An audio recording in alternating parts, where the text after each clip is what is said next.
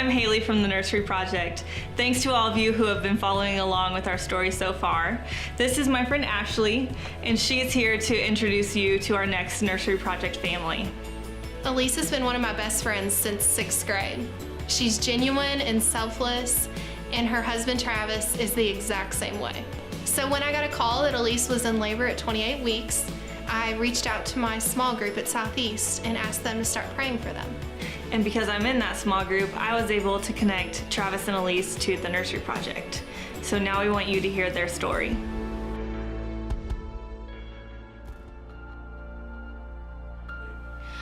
So we actually found out that we were pregnant a few weeks coming back from our honeymoon. She had breakfast all laid out for me, and then I didn't even question, what the occasion was. I just thought she was being extra nice this morning, and she popped the news. I said he's gonna be a dad in July, I think. And then from there we kind of just started sharing the news kind of with like my family and stuff like that. The first trimester actually was not very easy. We were both pretty scared because going to the ER in the first trimester 3 or 4 times was not what we were coming to expect. So yeah, we were pretty shocked and surprised, pleasantly, to hear that there was still a heartbeat and the baby was doing fine at the time.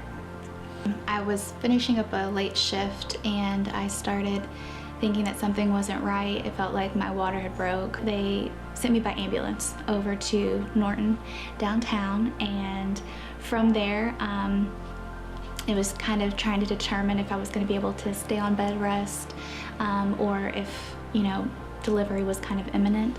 And at that point we were really blessed to have a neonatologist come and see us every day. So these would be the providers that would care for Reagan once she was born. And every day they would say, okay, so if Reagan was born today, this is what we can expect as far as complications. These are the things that we can expect as far as outcomes. Those were the hard ones to hear. Yeah. Yeah, we were really worried about outcomes, really obviously praying for best case scenarios, but we were also very realistic, what were the options going to be should there be, any serious complications. And so those were not easy conversations to have, both with us personally together and with the doctor.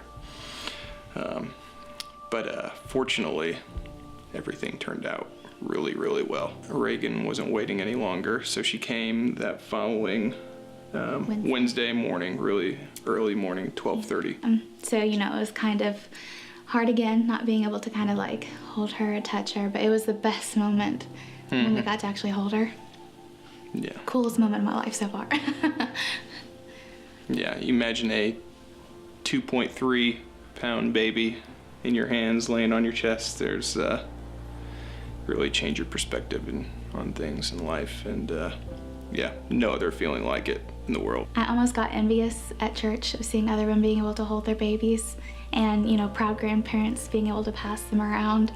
And then even, like the idea of just like being able to like come home from work and being able to go straight into like holding her and feeding her.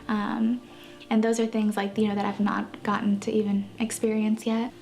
We knew it was going to be about 10 weeks till we'd be able to take her home. So that was a development in and of itself for us to try and adapt to, just not being able, obviously, to take her home. It's kind of sad now whenever we have to put her back in the incubator after kangaroo care. She sits there just so peaceful on you. And then when they take her to kind of put her back in, she starts kind of crying and wailing kind of at that point. And so you just kind of want to be like, oh, it's okay, I'll just hold her a little bit longer if I could. Still doesn't even feel real yet because, you can't take her home, And so it is really hard to leave the NICU because once you're there and you have that skin-to-skin contact and she's sitting on your lap, you really don't want to leave. It doesn't feel natural to leave.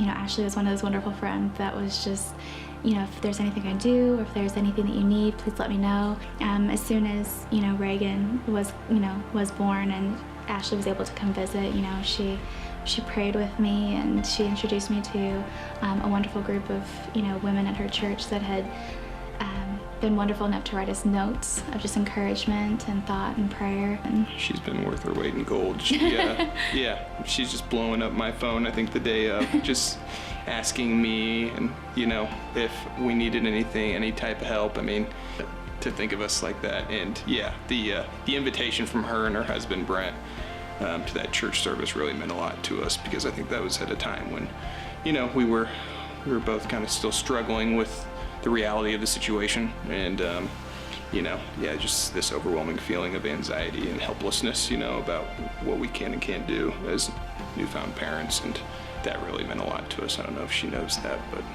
and we have been so blessed and so fortunate. And I think a lot of that has to do with all the prayers and support that we've had from our neighbors, from our friends and family. And it's just been an outpour. It was really wonderful. Yeah. Mm-hmm. And I mean, it was just, I remember every morning praying, just saying, you know, okay, God, if you can help me keep her in one more day, that would be wonderful. But if she has to come today, you know, just keep her safe. And, you know, the amount of, you know, outreach that we had from family and friends, and even people that we didn't know that were saying that they were thinking of us and praying for us, you know, it really helped strengthen us during that time. You know, I feel like, you know, eventually here in a few weeks, we'll definitely be able to take her home, and, you know, we'll make up for a lot of lost time. Because of their situation, they haven't been able to acquire the things they need for when baby Reagan comes home. So we're gonna throw them a baby shower. This is one way that we can serve their family while they spend time loving on Reagan. So if you want to get involved, check out thenurseryproject.org and join our Facebook group, The Nursery Project. Thanks, guys.